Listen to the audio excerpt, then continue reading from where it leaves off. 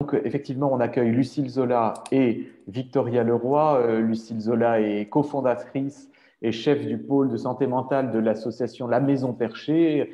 Vous avez rejoint très, très récemment l'équipe du CEJAD au GHU Paris Psychiatrie et Neurosciences en qualité de médiatrice santé-père. Et puis, Victoria Leroy est cofondatrice et chef du pôle design et activité au sein de l'association La Maison Perchée également. Et donc, vous allez nous parler de cette initiative pionnière en France dans l'intégration des pairs dans les équipes de soins. Merci beaucoup pour ça et donc c'est à vous. Merci beaucoup. Bonjour à tous. Euh, oups, là. Donc, on est la Maison Perchée. On est une association d'usagers qui accompagne les jeunes adultes vivant avec un trouble psy dans leur processus de rétablissement. Donc, on est une structure non médicalisée pour les jeunes adultes vivant avec un trouble psy, animée par des jeunes adultes vivant avec un trouble psy, et on s'adresse aussi à leurs proches. Donc, notre vision, c'est vraiment d'être un peu le chaînon manquant entre les structures médicales et notamment surtout la prise en charge de crise et le retour au quotidien et vivre avec une maladie au long cours. Donc, on a un peu trois domaines d'action principaux qui sont l'accompagnement des jeunes adultes, la déstigmatisation et la prévention, et innover, expérimenter en psychiatrie. Et c'est là aussi où la paire-aidance entre en jeu. Donc, en termes de vie associative, je vous invite à aller sur notre site maisonperchée.org, mais juste pour vous donner une idée de comment ça s'illustre en fait, cette communauté de soutien au quotidien. Donc, on organise des perchoirs de manière bi-hebdomadaire. Donc, c'est des groupes de parole qui sont par trouble psy et qui s'adressent aussi aux proches. On organise de nombreux ateliers thérapeutiques ou en tout cas de bien-être et d'accompagnement. Donc, ça va de la nutrition au yoga en passant par l'art-thérapie. Des nids, donc là, c'est un échange privilégié avec un membre. On a aussi les grands perchoirs, donc là, c'est des webinaires. On en a fait par exemple sur travail et handicap. Et les piailleries, ça, c'est une communauté créative. Donc, l'équipe, vous pouvez la voir ici, vous la retrouverez aussi sur le site. Mais donc, sur les trois cofondateurs, on est trois à vivre avec un trouble, dont Lucille et moi. Donc, moi, je vis avec un trouble bipolaire et de la dissociation. Et donc, Lucille est responsable, comme vous l'avez dit, de la formation et de la psychoéducation, et moi-même du design, des activités et des contenus. Donc, ce que je vous propose, c'est que Lucille et moi, on vous parle un petit peu de notre parcours en tant qu'étudiante vivant avec un trouble psy, parce que je pense que c'est important aussi dans notre légitimité sur ce sujet de savoir qu'on en a fait l'expérience nous-mêmes. Lucille, si tu veux présenter un peu.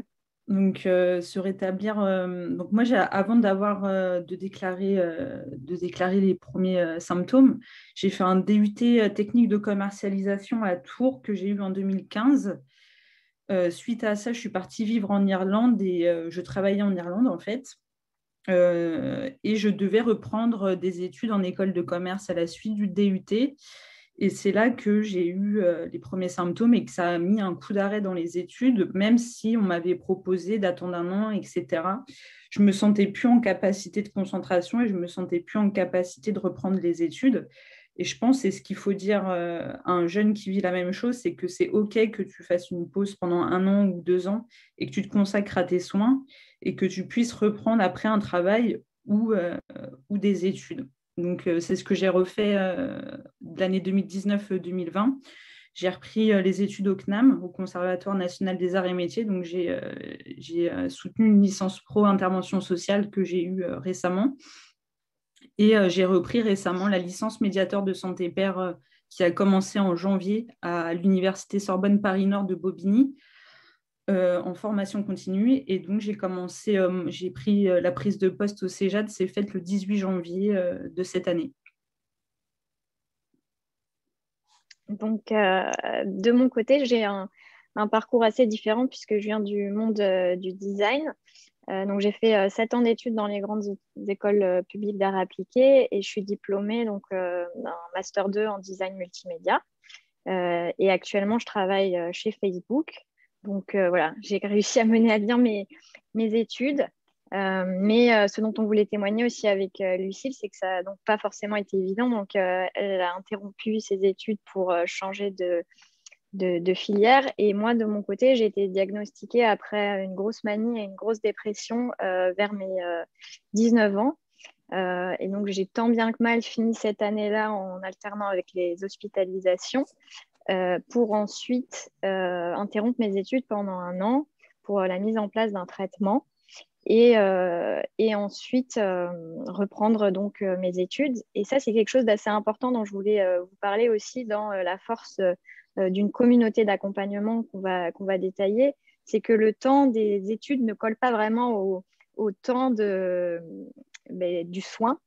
Et en fait, se soigner, se rétablir, c'est plutôt des temps très longs, alors que les calendriers universitaires et scolaires sont très serrés. Et donc là, le fait de pouvoir avoir une communauté, ça peut aider aussi à avoir d'autres perspectives et à se dire que tout n'est pas perdu si on s'arrête à un instant T. Mais c'est là aussi où il y a un gros besoin de collaboration entre cette communauté, les instituts de soins et les instituts d'éducation. Parce que sinon, il n'y a pas de prise en compte en fait de ce gros écart qui existe entre ces deux types de calendrier, si on veut, ou en tout cas dans cette courbe de progression qui n'est pas la même. Et notamment aussi dans les périodes d'interruption d'études. Donc, moi, j'ai interrompu mes études pendant 1 an, donc à la mise en place de ce traitement. Et j'ai été super bien suivie pour mettre en place le traitement et prendre en compte mes difficultés dans la vie quotidienne pure. Mais jamais, en fait, il y a eu de discussion sur cet aspect scolarisation, comment j'allais reprendre, les concours et tout. Et même, on m'a dit de ne pas en parler. Et donc ça, c'est dommage parce que s'il y avait un dialogue, en fait, entre les deux structures, ça aurait permis un meilleur accompagnement. Et moi, j'ai eu la chance d'être plutôt déjà bien intégrée scolairement, donc j'ai réussi à le faire de mon côté. Mais je pense que là, il y a un manque crucial. Et donc, c'est pour ça qu'on va vous parler de nous, ce qu'on peut apporter en tant que communauté. Bon, donc les chiffres, vous les connaissez, vous en avez parlé ce matin, mais je voudrais juste revenir quand même sur une chose qu'on sait aussi, hein, qui est le manque de prise en charge et de moyens pour l'instant. Et il faut former les gens et il faut les mettre, mais il faut des budgets. Donc voilà, on est un psy pour 30 000 étudiants. Et on voit aussi avec l'histoire des chèques psy, enfin des consultations psy mises en place, qu'il y a aussi peu de psychologues par rapport au nombre de demandes. Et pareil pour les bureaux universitaires. Et donc là, c'est là où la paire aidance en fait a vraiment quelque chose à offrir, c'est que ça permet complètement de démultiplier ce réseau de soutien sur justement un accompagnement qui est en dehors de la crise et qui est au long cours. Et donc, je vais laisser Lucille vous en parler plus, puisqu'elle est spécialisée là-dedans. Donc, l'aide par les pairs, ça peut être rassurant, ça peut être porteur d'espoir sur le long cours. En fait, j'ai l'exemple d'une personne qui suit nos groupes de parole, les perchoirs, depuis septembre. Et à force des groupes de parole, à force de discussions sur plein de sujets différents, on peut évoquer les études, le travail. Ça lui a redonné l'envie de reconstruire un projet. Je pense que c'est cette aide-là, montrer qu'un père puisse travailler ou faire des études avec un trouble psy. Et donc montrer qu'on peut, avec un aménagement et un suivi, c'est ça qui est crucial, comme l'a évoqué Victoria, c'est assez crucial d'avoir un bon suivi et il faudrait que les institutions, donc des démarches de déstigmatisation dans les universités, etc., pour pouvoir accompagner au mieux les jeunes qui vivent avec un trouble psy aujourd'hui.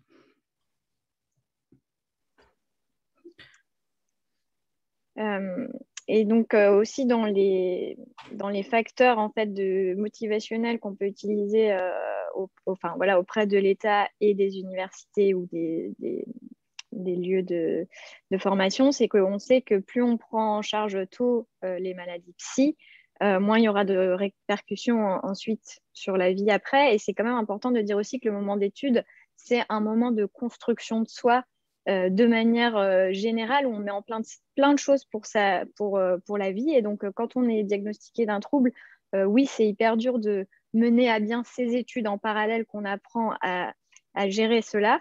mais à la fois, c'est aussi l'occasion en fait de mettre des bonnes bases et pour sa vie pro et pour sa vie perso et pour le parcours de soins qu'on aura à suivre au fil de la vie.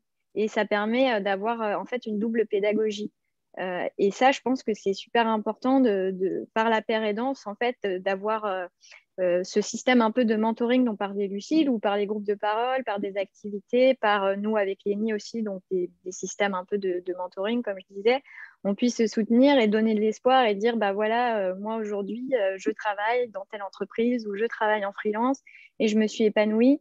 Mais oui, ça n'a pas toujours été facile et quelles sont les étapes.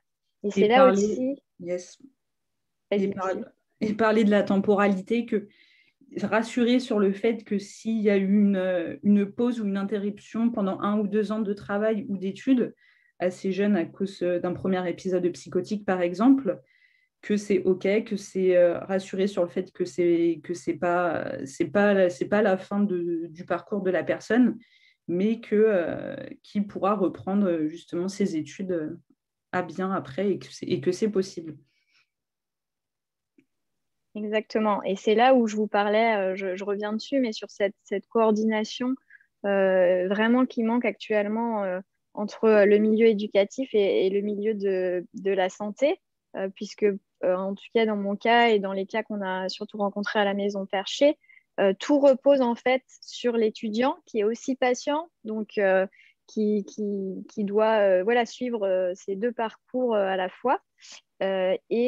Finalement, s'il y avait en fait un programme d'accompagnement qui était mis entre la structure médicale et la structure éducative, ça faciliterait tout ce processus. Et ça peut aussi être soutenu en fait par la paire aidance en attendant, parce qu'on peut aider à établir des programmes à ce sujet. Et notamment avec Lucille, on travaille sur la mise en place d'un programme de rétablissement au sein de la Maison Perchée. Je ne sais pas si tu veux dire quelques mots dessus, Lucille. Oui, on utilise des outils comme le REVIM, un plan personnel de rétablissement. Donc, ça va être des outils qui vont permettre par certaines séances, par plusieurs séances, d'établir des plans, des tips pour mieux gérer au quotidien sa maladie, en prévention de symptômes plus handicapants, etc. Donc, prévenir les hospitalisations, éviter les hospitalisations. Et pouvoir, si la personne, et que ces outils permettent que si la personne a besoin et a fait un projet en tête, qu'il puisse arriver à ses fins et qu'il ne soit pas en échec vis-à-vis du projet qu'il avait mis en place. Oui, exactement. Et par rapport à ces projets aussi, ça serait assez important que dans les universités, il y ait beaucoup plus d'informations à ce sujet auprès des étudiants pour connaître aussi les adaptations dont on peut bénéficier. Il faut vraiment ouvrir les portes, déstigmatiser, parce que moi, quand j'étais étudiante, on m'a encouragée au contraire à ne pas le dire, à le cacher. Et en fait, ça m'a coûté très cher en termes d'énergie. Et en termes de prévention, dans le cadre de la maladie dont Lucille parle, dans ce parcours de rétablissement et enfin, voilà, le bien vivre au quotidien, c'est ultra important parce qu'en fait, moi, le fait de l'avoir caché, et pour beaucoup de personnes, soit parce qu'elles ne sont pas diagnostiquées, soit parce qu'elles le savent, mais on a peur de le dire, ça ajoute en fait une fatigue considérable, non seulement parce qu'il n'y a pas d'adaptation, mais parce qu'en plus, les choses qu'on fait en dehors du cadre scolaire et des études et qui nous coûtent, on ne peut pas les partager en fait. Et dans mon cas, vraiment, il y avait pas mal d'énergie qui allait en fait à cacher mes difficultés plus qu'à les accepter et à travailler ensemble dessus. Et ça, c'est vraiment quelque chose qu'on voit aussi avec la paire aidance et la communauté. C'est que ça permet en fait de rendre ça plus naturel et de plus avoir peur d'en parler et de voir qu'en fait, enfin, voilà, on peut être fort et avoir une vie normale et s'encourager et en parler à côté de ses difficultés, de ses fragilités. Et ça peut aussi bénéficier à un moment s'il y avait des systèmes qui étaient mis en place dans les universités pour en parler un peu plus. Ça permettrait aussi peut-être, on le voit là avec la crise de la santé mentale du Covid, en dehors des troubles psy, de permettre à tous de s'exprimer plus et de se soutenir plus sur ces sujets. Et ça, c'est assez crucial. C'est là qu'est l'importance de la déstigmatisation. On devait intervenir dans des universités avec la Maison Perchée pour faire de la déstigmatisation, justement. Et donc, par exemple, Victoria, on lui a dit de ne pas le dire. Moi, j'ai fait l'expérience de le dire au CNAM, que je souffrais d'un trouble psy. Ça a été entendu, mais il n'y a eu aucun soutien en plus ou en moins. En fait, ça s'est passé un peu à la trappe, si on peut dire ça comme ça. Ce qui ne m'a pas empêché de mener à bien mes études. Mais c'est pour ça que c'est important de prévenir, d'informer et de déstigmatiser en entreprise ou à l'université. C'est là qu'est toute l'importance de ce travail à faire, en fait. Et pour finir notre intervention et rebondir sur ce que Lucille dit, nous, on est en train en fait de lancer des prestations justement de témoignages et d'informations et des ateliers sur ce que ça implique en fait de vivre avec un trouble psy au travail ou pendant les études. On serait content aussi voilà, de discuter avec des institutions sur ces sujets et pour pouvoir en fait enclencher un peu ces changements et proposer des solutions concrètes d'accompagnement, comme disait Lucille, qui peuvent manquer même une fois qu'on témoigne. Voilà.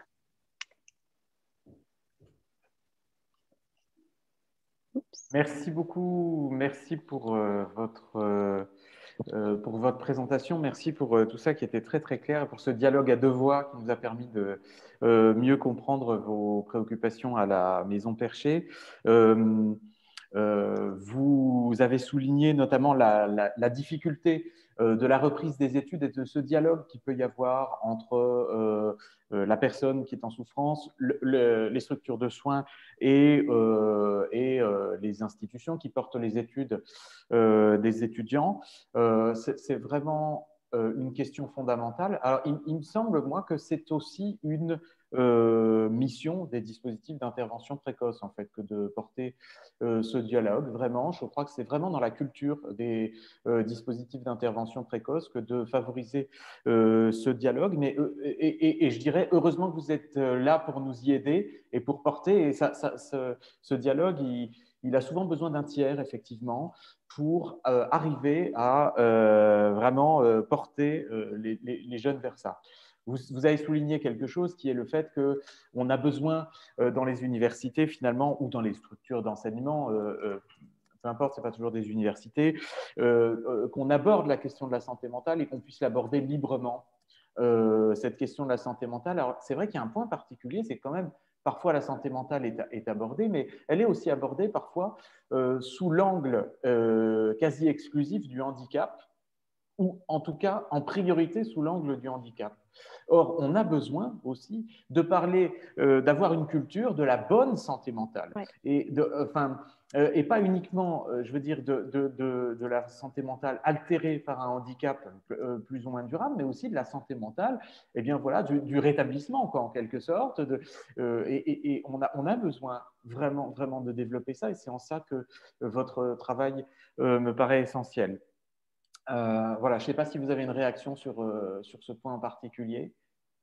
Bah, complètement. Enfin, le but de la Maison Perchée en particulier, puisqu'on est, voilà, on est une maison qui est d'une communauté qui est jeune, qui est créative, c'est pas de se concentrer voilà, uniquement sur le handicap et ce qu'on ne peut pas faire, mais au contraire sur ce qu'on peut faire et aussi les possibles positifs en fait que ça amène. Et c'est ce que je mentionnais quand je disais aussi que d'ouvrir ce dialogue dans le domaine des études, ça peut apporter à tous, en fait, c'est que je pense que quand on nous diagnostique un trouble psy jeune, on doit quand même très tôt prendre en main cette santé mentale et ce bien-être quotidien. Notamment, enfin, voilà, je pense aux problèmes d'addiction, au sommeil, à l'exercice, enfin, toutes les choses qui font qu'on peut aller bien, la nutrition. Et c'est des choses qu'on met parfois de côté quand on est étudiant et qu'on voilà, on ne veut pas toujours intégrer. Et parfois, quand on se retrouve avec un trouble psy, on est plus contraint à le faire parce que sinon, les conséquences sont bien plus violentes et bien plus graves. Et donc ça, c'est le genre de choses où ça pourrait quand même bénéficier à tous de mettre en place soit des programmes, soit des discussions ou des groupes de soutien autour de ça. Lucille, je ne sais pas si tu veux ajouter quelque chose là-dessus. je regardais le chat en même temps et je voyais qu'on parlait du case manager aussi. Et c'est vrai que le case manager, si je peux l'évoquer, il a vraiment ce rôle, et il a ce rôle d'accompagnant pendant les études ou pour la reprise du travail, parce que certains jeunes à 21 ans ne veulent pas forcément réétudier, etc. Donc j'ai un peu varié de la question, mais... Non, justement, je veux justement revenir sur ce point. Merci beaucoup de l'évoquer. D'abord, à propos du chat, je veux souligner qu'il y a beaucoup de messages de félicitations pour votre intervention et de remerciements pour votre intervention. Beaucoup de gens qui vous remercient. Et effectivement, il y a plusieurs messages autour du case manager et du fait que c'est effectivement au case manager de porter cela aussi. Alors, c'est un vrai débat puisque l'intervention précoce, eh bien, on essaye tous, là, et notamment avec le réseau Transition, de la déployer partout en France. Et dans votre présentation, vous soulignez quelque chose.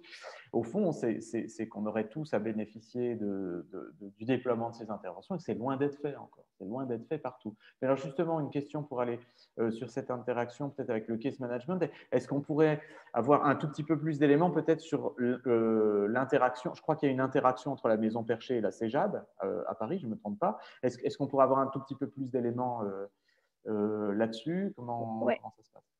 Alors, je peux vous parler un petit peu de l'interaction vraiment entre Maison Perchée et Cégade, et après, je laisserai Lucille vous parler un peu plus de elle, ses actions, et notamment en tant dans le case management au Cégade. Donc,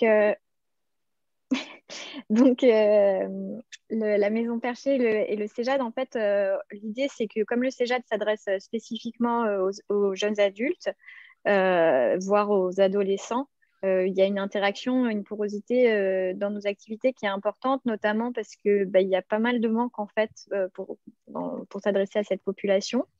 À terme, on espère peut-être faire des activités ensemble, mais c'est vrai que là, avec le Covid, ça a été ralenti.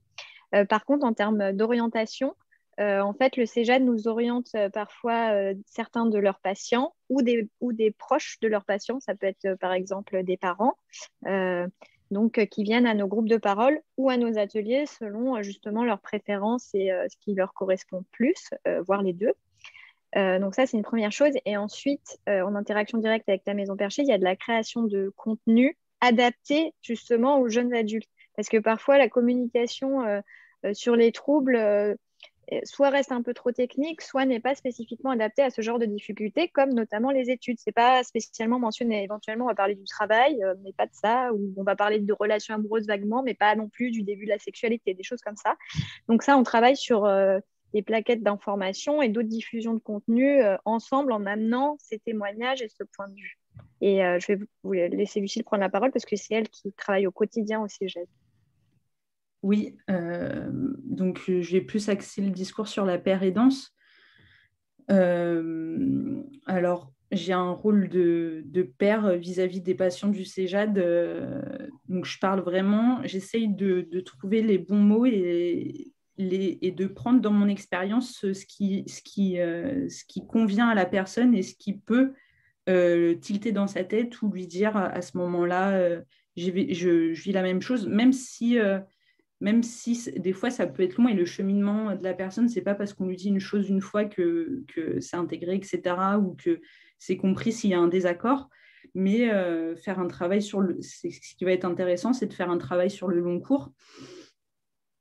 Et donc, mes activités à la Maison Perchée et au CEJAD sont très liées puisque c'est ce que je faisais à la Maison Perchée avant depuis le début et c'est ce que je fais maintenant au CEJAD.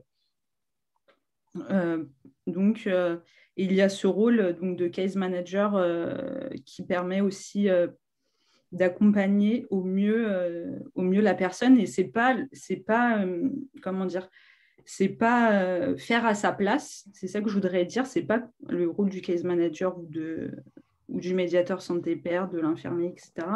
C'est pas de faire à la place de la personne, mais c'est le pousser un petit peu pour qu'il puisse mener à bien ses projets et l'aider sans faire à sa place. Et c'est là aussi, je rebondis sur ce que dit Lucille, où la paire aidance et le fait d'avoir des groupes de parole, des activités en groupe, et en plus sur la durée, ça permet aussi de pousser à ça par l'exemple, en fait, plutôt que de dire aux gens, enfin voilà, ça serait intéressant de faire ça, en fait, de voir qu'il y a d'autres personnes autour de nous qui le font, c'est motivant et ça donne envie d'essayer, quoi. Merci beaucoup, merci pour ces précisions.